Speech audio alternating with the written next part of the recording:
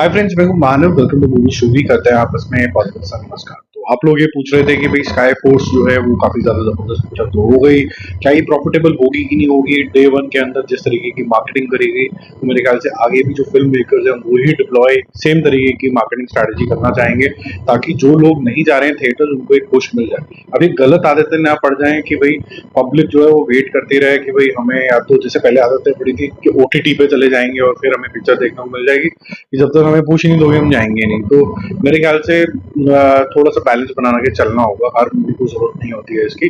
जब कभी आपका कंटेंट बहुत ज्यादा स्ट्रांग होता है तब आपको ये पुश डालनी चाहिए। तो स्काई फोर्स का बिजनेस एनालिसिस यहाँ पर डिस्कस करेंगे कि उसका बिजनेस कलेक्शन अभी तक कितना हो चुका है, और उसके बाद उसके जो पॉजिटिव रिव्यूज आए हैं स्काई फोर्स के, उसके बाद क्या बजट रिकवरी हो पाएगी कि नहीं हो पाएगी। इसके जो प्रोड्यूसर्स हैं उन्होंने प्री रिलीज बिजनेस जो है स्काई फोर्स का क्या कुछ कर लिया है, तो ये सारी चीजें डिस्कस करेंगे। एक झटका जरूर लगा है स्काई फोर्स को, वो ये था कि ये मिडिल ईस्ट के अंदर बिल्कुल ही बैन होगी। ऐसा नहीं है कि मिडिल ईस्ट में अगर बैन हो जाती है तो बहुत बड़े परचम लहराना शुरू कर देती है मूवी के, क्योंकि वहां पर आप देखोगे तो सलमान खान शाहरुख खान की पिक्चरें ज्यादा चलती हैं। जो इंडियन फिल्म है वो केश करती हैं, तो अगर स्काई फोर्स वहां रिलीज नहीं होती तो ऐसा नहीं है कि इसके लिए जो बाउंड्रीज है वो क्लोज हो गई है। हमने ऑफिशियली देखा ही है कि मैडॉक की फिल्म अगर स्त्री टू लोगों को जम जाती है, एनिमल जम जाती है, तो 500 700 800 900 करोड़ रुपए इंडिया में ही हो जाते हैं। तो पॉइंट ये है कि इंडियंस को अगर ये समझ में आ जाते तो हिंदी बेल्ट के अंदर भी काफी बड़ी ताकत है। अगर आप देखें ढंग से, तो जो अभी अभी रिलीज हुई पुष्पा 2 भी है, वो भी 700 800 करोड़ रुपए क्रॉस करके 850 करोड़ रुपए टच करने वाली है, सिर्फ हिंदी बेल्ट के अंदर। तो हिंदी बेल्ट में पावर तो बहुत है, लेकिन बहुत सिलेक्टिव तरीके की मूवीज देखने जाते हैं। लेकिन अगर एवरेज भी हम बात करें तो 400 500 करोड़ करना कोई बहुत बड़ी अब बात नहीं रहेगी। अब इसको समझते हैं कि स्काई फोर्स को बनाया किसने, प्रोड्यूसर्स कौन है इसके। तो मेडॉक और जियो ने इसको प्रोड्यूस किया। जो इसके डिस्ट्रीब्यूटर हैं वो पीवीआर खुद है। तो पीवीआर हो गया कि पीवीआर, आइनॉक्स और उनकी जितनी भी चेन्स हैं, जितना भी उनके पास है, वो बड़ी क्लियरली वहां पर जो डिस्ट्रीब्यूशन होगा वो पीवीआर करेगा। आउटसाइड जो सिंगल स्क्रीन है, ये सब चीजें वहां पर अलग तरीके से मामला चलता है। तो पीवीआर डिस्ट्रीब्यूशन जब करता है तो अपने वो शेयरिंग किस तरीके से करता है ये समझते हैं। इसका जो बजट है that is 140 crore rupees. 140 crore rupees में काफी कंसिडरेबल फीस स्टार की, एक्टर्स की फीस होती है, और काफी कंसिडरेबल फीस होती है वीएफएक्स कंपनी की, जिसके अंदर ये जो डिप्लॉयमेंट है इस पिक्चर के अंदर वो काफी ज्यादा हैवी है और आपको अच्छे लगते हैं वीएफएक्स। मतलब अवतार वाली सिचुएशन नहीं है, फाइटर वाली सिचुएशन नहीं है, लेकिन जितनी भी चीजें हैं वो काफी ज्यादा इम्पैक्टफुल है, और आपको एक मिनट के लिए भी कुछ क्रिंज या फिर आउट ऑफ प्लेस नहीं लगता है कि गलत बम फट रहे हैं, या फिर ये तो प्लेन जो है नकली लग रहे हैं। कुछ भी नकली का एहसास नहीं होता है। आपकी जो इमोशंस है वो एक जगह पे स्थिर रहती है। अब देखो, जब कभी भी हम प्रॉफिटेबिलिटी की बात करते हैं वो हमेशा एक डिस्प्यूट के अंदर चला जाता है कि budget recovery is equal to profits and movie being a hit.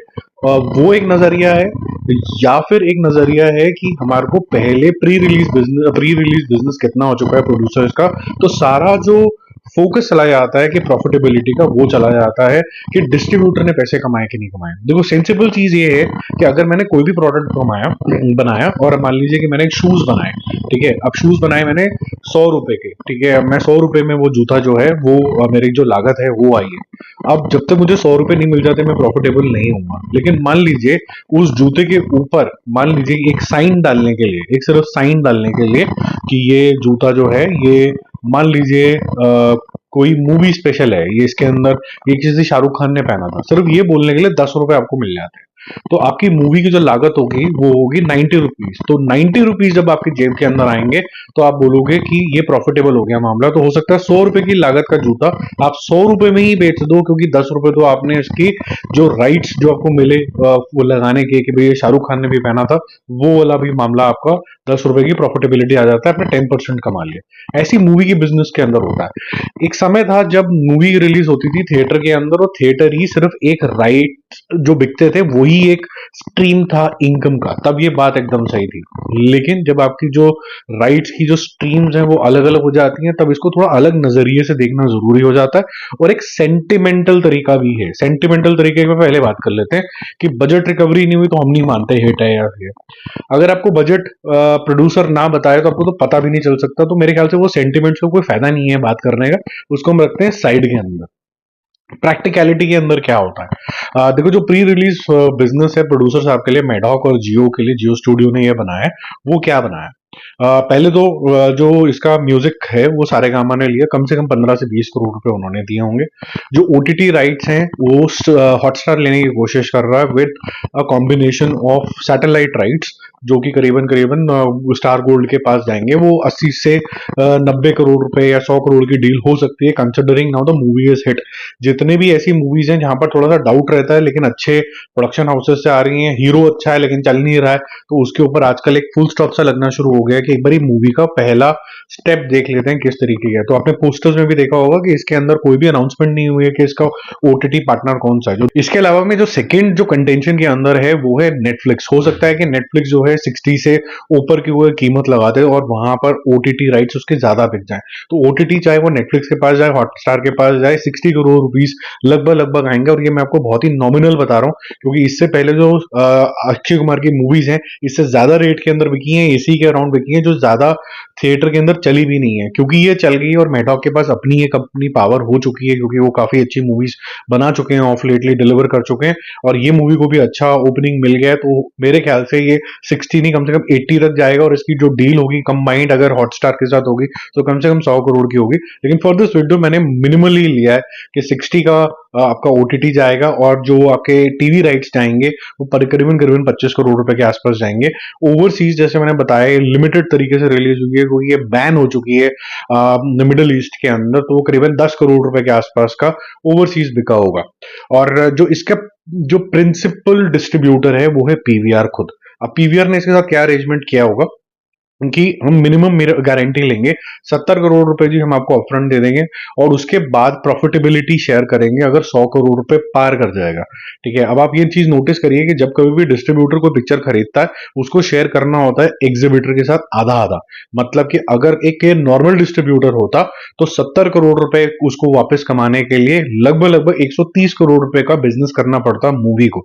क्योंकि ये पीवीआर खुद ही डिस्ट्रीब्यूट कर रहा है तो एक मिडिल मैन जो है वो हो गया जीरो बटा सन्नाटा। ठीक है, तो ये जैसे ही 70-75 करोड़ रुपीस नेट इंडिया के अंदर क्रॉस करेगी एटलीस्ट पैसे सिक्योर हो जाएंगे सारे वैल्यू चेन के अंदर। तो प्रोड्यूसर के पास भी पैसे आए और पीवीआर के पास भी पैसे आए। लेकिन पीवीआर जो डिस्ट्रीब्यूट कर रहा है उसको अपनी मेहनतें करनी पड़ती हैं। तो जितने भी ऐसे एग्जीबिटर्स हैं जो खुद भी डिस्ट्रीब्यूटर बन गए वो इसको एक अलग से एसबीयू मानते हैं, यानी कि एक अलग बिजनेस यूनिट जिसका अपना पीएनएल बनता है। देयरफॉर इसका जो अरेंजमेंट भी हुआ है वो इसी तरीके से हुआ है कि मिनिमम गारंटी 70, इससे आप भी सिक्योर हो जाओगे, मैं भी सिक्योर हो जाऊंगा, लेकिन हम आपके साथ प्रॉफिट तब तक नहीं शेयर करेंगे जब तक 100 करोड़ नहीं हो जाते। 100 करोड़ का क्या लॉजिक है?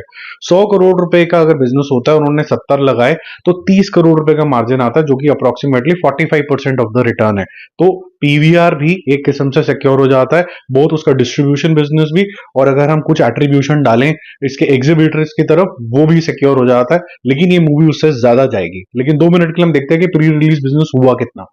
म्यूजिक हुआ 15 करोड़ रुपए का, ओटीटी हुआ 60 करोड़ रुपीस का, सैटेलाइट 25 करोड़ के हुए, ओवरसीज 10 करोड़ का हुआ और जो पीवीआर जो डिस्ट्रीब्यूट करेगा इसको करीबन 70 करोड़ रुपए का करेगा, तो 180 करोड़ रुपए आ गए। अब जो मेकर्स हैं उन्होंने 40 करोड़ रुपए का प्रॉफिट बुक कर लिया क्योंकि उन्होंने बजट था उनका 140, उन्होंने 180 ले लिए और उसके बाद उन्होंने एक और डील कर रखी है कि प्रॉफिट बियॉन्ड 100 हमारे साथ शेयर होंगे एक रेशो में, जो कि मेरे को नोन नहीं है तो मैं आपको बताऊंगा नहीं इसलिए क्योंकि मेरे को कंफर्म नहीं है। तो लेकिन उसके पास भी सिक्योर हो गया। अब देखिए इंडिया के अंदर अगर ये मूवी थियोरेटिकल राइट्स की अगर हम बात करें 80 से 90 करोड़ रुपीस के ऊपर एक क्रॉस करती है तो वैल्यू चेन के अंदर कोई भी नहीं रोएगा, बोलेगा हमने सबने पैसे कमाए, तो इसको एवरेज बोला जा सकता है।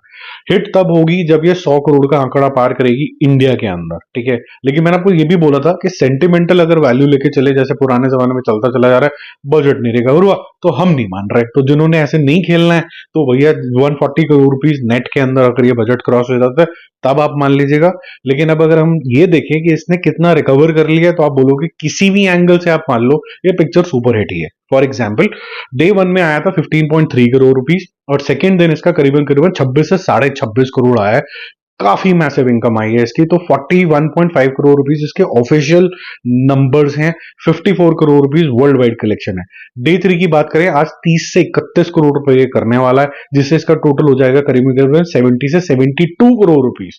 तो 72 करोड़ रुपीस का मतलब है कि यहां पर जो मैंने आपको बताया था पीवीआर ने जितने पैसे लगाए थे उसका उतना रिकवरी तो हो चुका है सिर्फ 3 दिन के अंदर।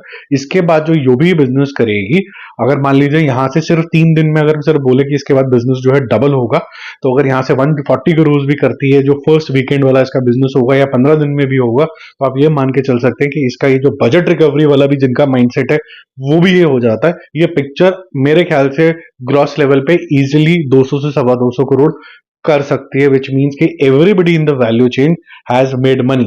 अब जिनका माइंडसेट 140 पे अटका हुआ होगा वो वैसे भी डिस्कस कर सकते हैं, तब भी ये प्रॉफिट के अंदर है।